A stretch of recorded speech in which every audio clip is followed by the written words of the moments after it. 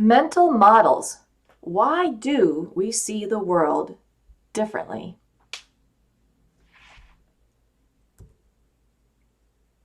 Sometimes we see the world differently because of our different circumstances or our different privileges, such as this cartoon here. Of course, this big fish thinks the world is just, and the little fish has a very different perspective.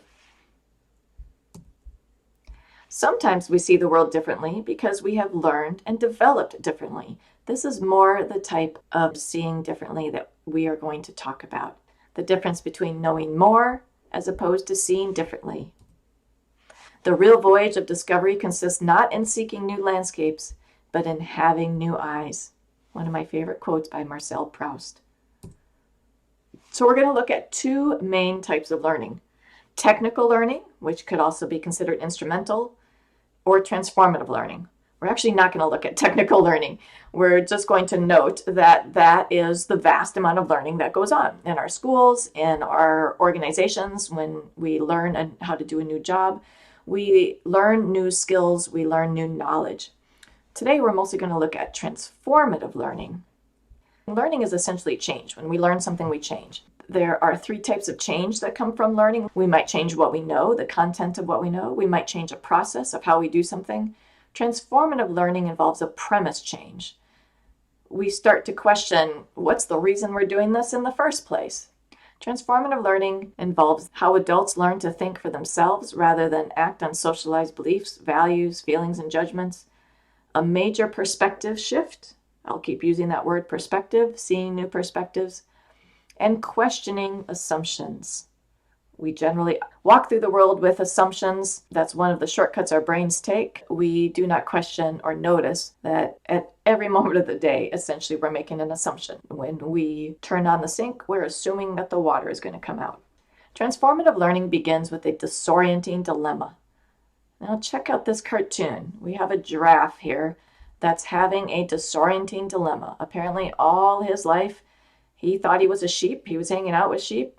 And all of a sudden, he sees another giraffe and realizes, oh my goodness, am I not a sheep?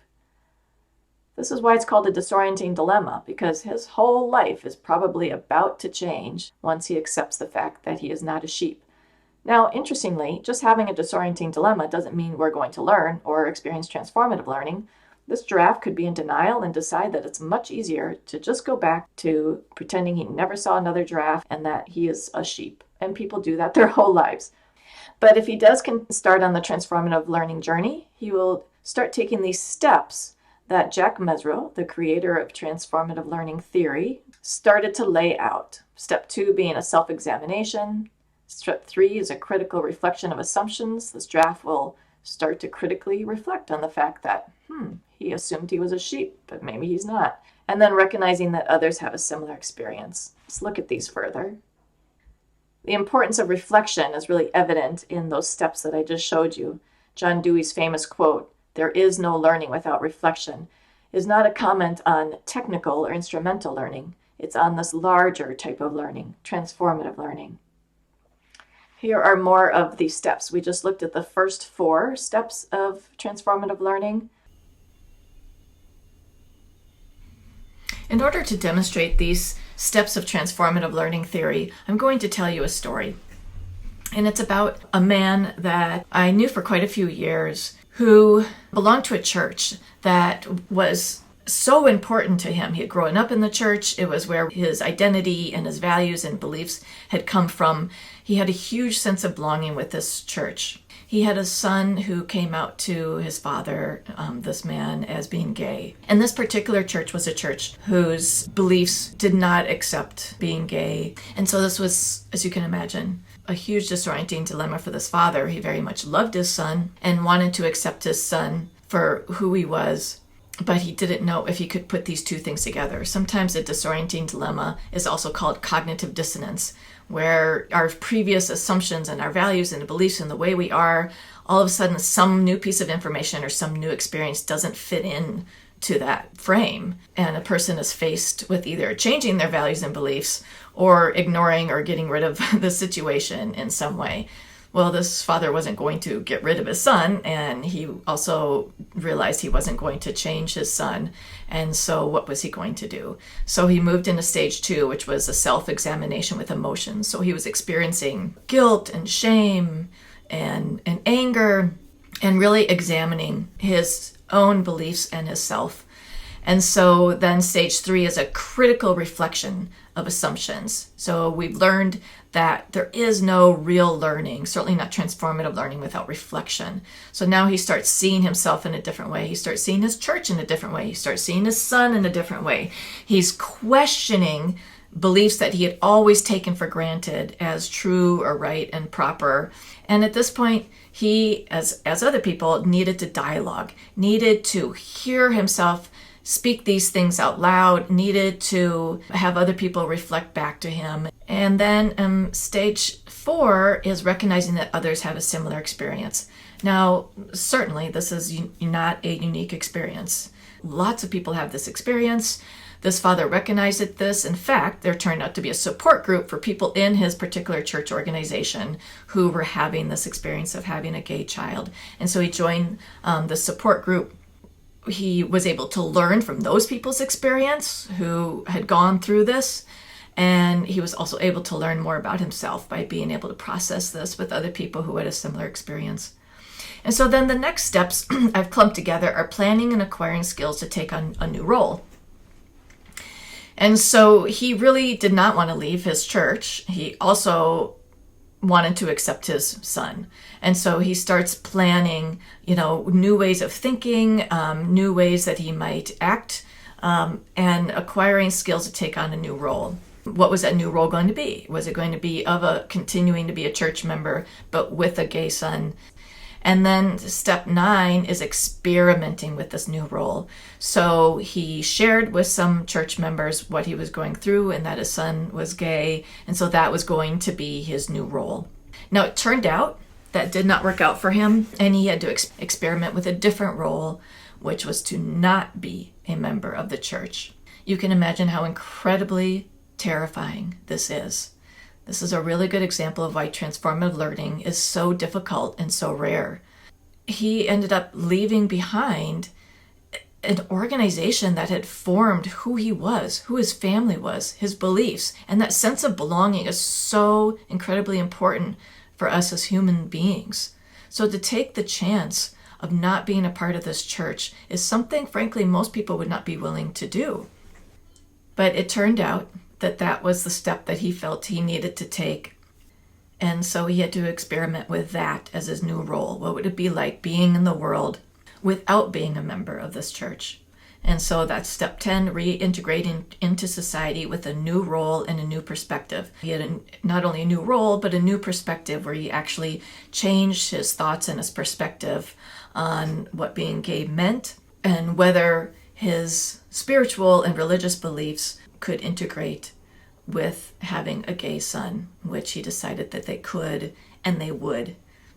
Taking on a new role is not something we do very often, or it might involve taking on, for instance, a new identity.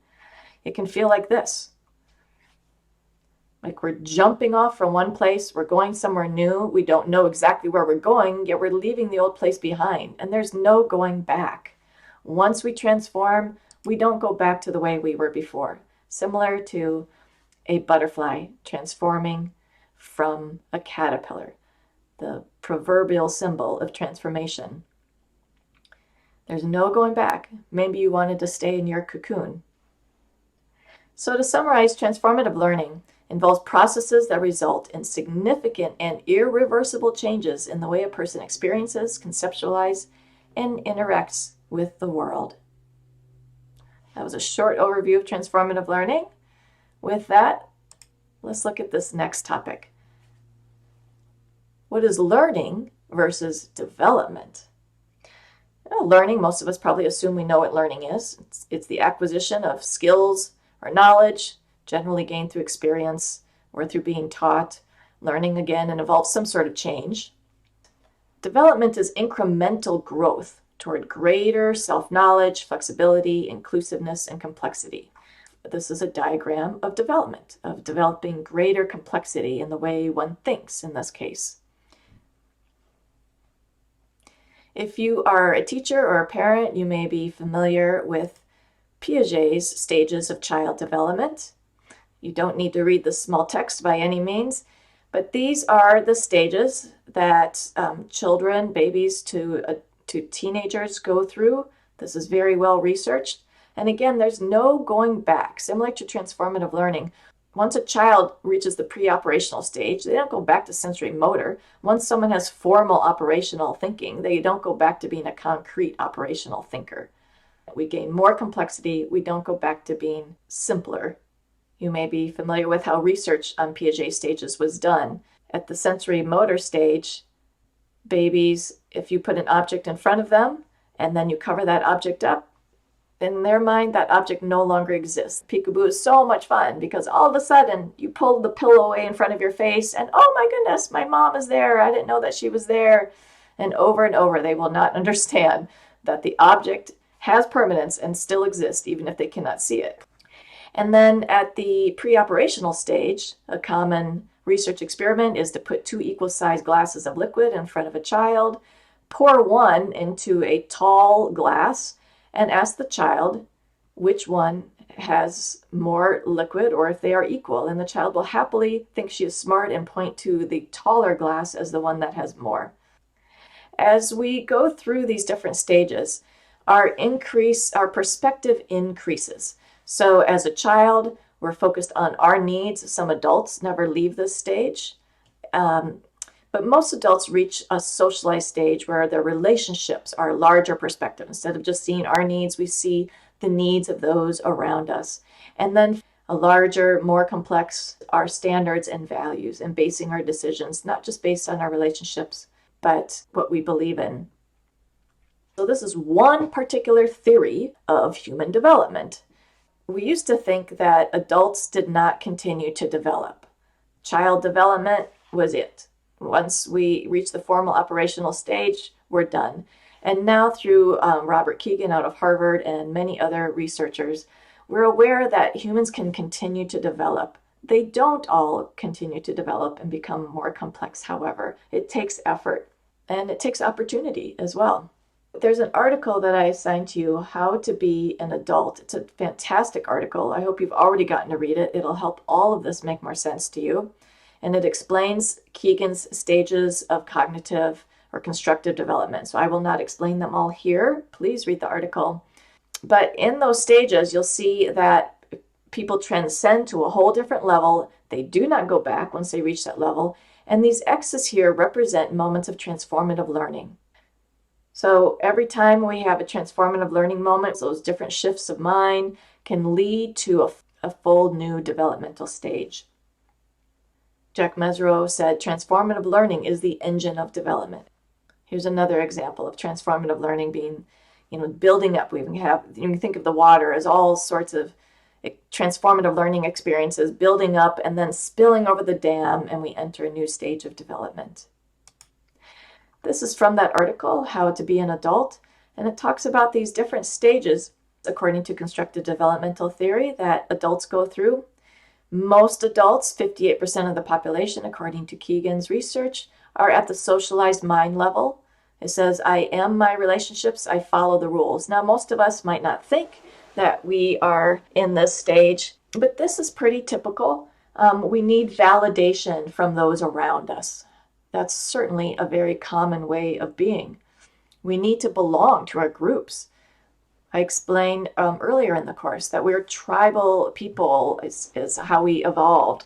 If our group does not accept us, that is very scary. So most of us are at the socialized mind level.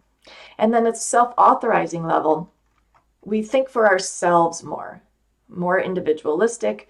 Our identity revolves around the way we think, and we're able to sort of look at the groups that we belong to and recognize that we might think differently. And this is a very, very difficult transition to make. It takes a lot of bravery, and people may risk, for instance, being kicked out of their family. Think about the boy who told his father, for instance, that he is gay. He was risking being kicked out of the group that he belongs to. 35% of the population is here, and it is strongly believed that in order to be a leader, for instance, of an organization, one needs to be at a self-authorizing conceptual level. And then this level, which is only 1% of the population, according to Kegan, is the transforming mind. And so at this stage, the person can see lots of different ways of thinking, lots of different worldviews. They can see various systems. This is a systems thinking level of being. And often when we develop, humans get a little proud of themselves and might look down on people at the previous level.